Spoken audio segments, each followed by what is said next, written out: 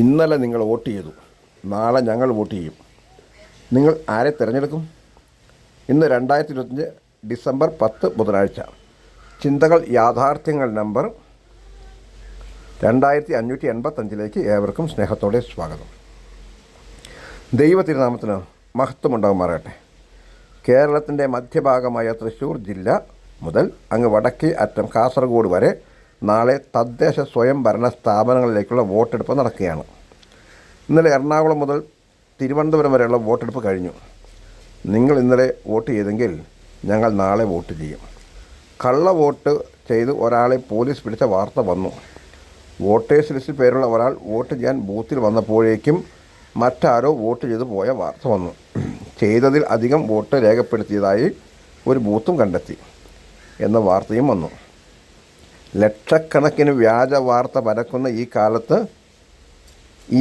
വന്ന വാർത്തകൾ സത്യമാണോ എന്ന് എനിക്ക് സ്ഥിരീകരിക്കാൻ ഇനിയും ചില വാർത്തകൾ കൂടെ ലഭിക്കണം. ഏതായാലും ഒരു കാര്യം ഉറപ്പ്, കള്ളവോട്ടും അധിക വോട്ടും വോട്ട് ചോരിയും ഇന്ത്യയിൽ പുത്തിരിയല്ല.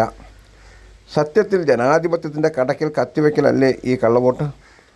ആർക്ക് വേണ്ടി ഈ കള്ളത്തരം ചെയ്യണം? നിങ്ങൾ ഒരാൾ ഒരു പാർട്ടിക്ക് വേണ്ടി കള്ളവോട്ട് ചെയ്താൽ നിങ്ങൾക്കോ നിങ്ങളുടെ കുടുംബത്തിനോ എന്തെങ്കിലും നേട്ടമുണ്ടോ? സത്യത്തിൽ കള്ളവോട്ട് ചെയ്യുന്നവർ, വോട്ട് ചോരി നടത്തുന്നവർ പാകിസ്ഥാൻ ഭീകരർക്കൊപ്പമാണ്, രാജ്യദ്രോഹികളാണ്. എനിക്ക് പരിമിതികളുണ്ട്. ജീവിത സാഹചര്യങ്ങൾക്കനുസരിച്ച് എനിക്ക് പല സ്ഥലത്തും പോകേണ്ടതുണ്ട്. എങ്കിലും ഞാൻ ജനിച്ചു വളർന്ന നാട്ടിൽ എനിക്കൊരു അഡ്രസ്സ് ഉണ്ടാകണം. ഓടി നടക്കുന്ന ഒരാൾക്ക് ഓടുന്ന സ്ഥലത്തെല്ലാം വോട്ട് വേണം എന്ന ആവശ്യവും തെറ്റാണ്. കഴിഞ്ഞ തവണ MP വോട്ട് തൃശ്ശൂരിൽ ചെയ്ത ഒരാൾ ഇന്നലെ തിരുവനന്തപുരത്ത് വോട്ട് ചെയ്ത വാർത്തയും വന്നു. ഒരുപക്ഷെ ഇയാൾ കേന്ദ്രമന്ത്രി സുരേഷ് ഗോപി ആയാൽ പോലും ഈ പ്രവണത മറ്റുള്ള കള്ളന്മാർക്കും ഒരു സഹായമായി വരും. ഞങ്ങളുടെ സ്ഥാനാർത്ഥിയെ ജയിപ്പിക്കാൻ വേണ്ടി വന്നാൽ കാശ്മീരിൽ നിന്ന് വരെ ഞങ്ങൾ ആളുകളെ ഇവിടെ കൊണ്ടുവന്ന് പാർപ്പിച്ച് വോട്ടുണ്ടാക്കും എന്ന് പറഞ്ഞത് വോട്ട് ചോരിയുടെ ഉപജ്ഞാതാക്കളല്ലേ? സത്യത്തിൽ അതല്ലേ യഥാർത്ഥ കള്ളവോട്ട്? ഇനി ജയിച്ചു വന്നവരുടെ ഹിസ്റ്ററി നോക്കാം. കള്ളവോട്ട് കൊണ്ടാണ് ജയിച്ചവർ ഇന്ന് സമൂഹത്തെ വെല്ലുവിളിക്കുകയല്ലേ? ജനാധിപത്യത്തെ അട്ടിമറിക്കുകയല്ലേ? വീട്ടിൽ വന്ന BLO SIR ഫോറം പൂരിപ്പിച്ച് ഒപ്പിട്ട ഫോട്ടോസ്റ്റാറ്റ് കോപ്പി തന്ന് പോയ ശേഷം വില്ലേജിൽ നിന്ന് നിങ്ങൾ 2002 വോട്ട് ചെയ്ത ബൂത്ത് നമ്പർ ചോദിക്കുന്ന ഗവൺമെൻറ് അല്ലാതെ മറ്റാരാണ് പരാജയം? ഗവൺമെൻറ് സംവിധാനം ഉപയോഗിച്ച് 2002 രേഖ കണ്ടെത്താൻ സാധുവായ വോട്ടറെ സഹായിക്കാൻ കഴിയാത്ത ഈ ഗവൺമെൻറ് അല്ലേ പരാജയം? ഇത് ഇന്നലെ എൻ്റെ ഭാര്യയ്ക്ക് വന്ന ഫോൺ കോളിൻ്റെ കാര്യമാണ് ഞാൻ പറഞ്ഞത്. നിങ്ങൾ ആരെ സേവിക്കാനാണ് ഇങ്ങനെ വോട്ട് തെണ്ടുന്നത്, കള്ളവോട്ട് സംഘടിപ്പിക്കുന്നത്? ഇന്ത്യൻ സ്വാതന്ത്ര്യത്തിൻ്റെ വിലയറിയാത്ത മതേതരത്വത്തിൻ്റെ 4 അതിരുകൾ അറിയാത്തവർക്ക് ഇപ്പോൾ വേണ്ടത് വന്ദേ മാതരം കീറി മുറിച്ചത് ആരാണെന്നാണ്. മരിച്ചു മൺമറഞ്ഞു പോയ ചരിത്രം പൊക്കിക്കൊണ്ടുവന്ന് ഇനി ഇവർ ആരെ തൂക്കിക്കൊല്ലും?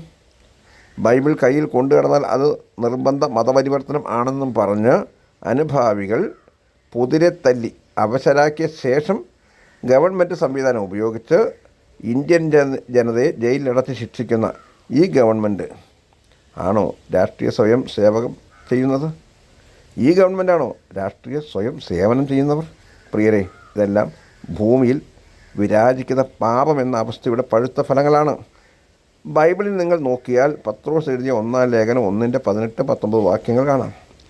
വ്യർത്ഥവും പിതൃപാരമ്പര്യവുമായുള്ള നിങ്ങളുടെ നടപ്പിൽ നിന്ന് നിങ്ങളെ വീണ്ടെടുത്തിരിക്കുന്നത് പൊന്ന്, വെള്ളി മുതലായ അഴിഞ്ഞു പോകുന്ന വസ്തുക്കളെ കൊണ്ടല്ല, ക്രിസ്തു എന്ന നിർദോഷവും നിഷ്കളങ്കമായ കുഞ്ഞാടിൻ്റെ വിലയേറിയ രക്തം കൊണ്ടത്രേ എന്ന് നിങ്ങൾ അറിയുന്നുവല്ലോ എന്നാണ് അവിടെ എഴുതിയിരിക്കുന്നത്. സത്യത്തിൽ പിതൃപാരമ്പര്യത്തിൽ നിന്നും ലഭിച്ച മതങ്ങളും ആശയങ്ങളും അല്ലേ നമ്മെ ഇന്നും നയിക്കുന്നത്? ക്രിസ്തു മതത്തിൽ പിറന്നവനായതുകൊണ്ട് ഞാൻ ക്രിസ്തു മതക്കാരനും, മുസ്ലിം മാതാപിതാക്കൾക്ക് ജനിച്ച നിങ്ങൾ മുസ്ലിം മതത്തിൽ ഉള്ളവരും, ഹിന്ദു മതത്തിൽ പിറന്നവർ ഹിന്ദുക്കൾ ആയും അറിയപ്പെടുന്നതല്ലാതെ സത്യത്തിൽ ഇവിടെ ആർക്കാണ് സ്വന്തം മതമുള്ളത്? മനുഷ്യമതം എന്ന നമ്മുടെ മതം ഉപേക്ഷിച്ച് ക്രൂരന്മാരാകാൻ നമ്മെ അഭ്യസിപ്പിക്കുന്ന, നമ്മിൽ തീവ്ര ചിന്താഗതി വളർത്തി ചാവേറാകാൻ നമ്മെ പ്രേരിപ്പിക്കുന്ന മതങ്ങളുടെ നടപ്പിൽ നമ്മൾ എത്തുമ്പോഴാണ് നമ്മൾ തീവ്രവാദികളും കള്ളവോട്ട് ചെയ്യുന്നവരും ആകുന്നത്. വാക്യം 24 പറയുന്നു, സകല ജഡവും പുല്ലുപോലെയും അതിൻ്റെ ഭംഗിയെല്ലാം പുല്ലിൻ്റെ പൂ പോലെയും ആകുന്നു. പുല്ലുവാടി പൂ ഉതിർന്നു പോയി എന്ന് അറിയില്ലേ? അത് ശരിയല്ലേ? നമ്മുടെ പൂർവികന്മാർ എന്ന പുല്ലുകൾ വാടിപ്പോയില്ലേ? ഉതിർന്നു പോയില്ലേ?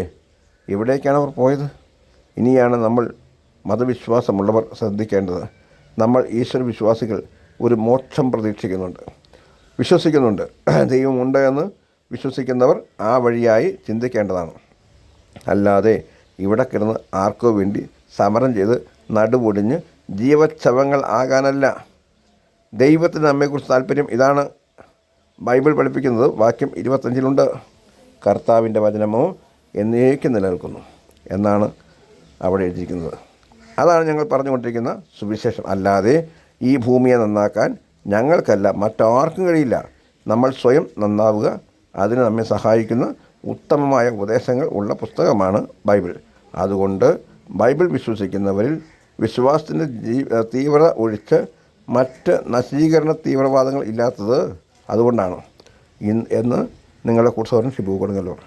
ഞങ്ങളുടെ വാട്സപ്പ് നമ്പർ 960555811081. എല്ലാവർക്കും ശുഭദിനം നേരുന്നു. ദൈവം നിങ്ങളെല്ലാവരെയും അനുഗ്രഹിക്കട്ടെ. ആമേൻ.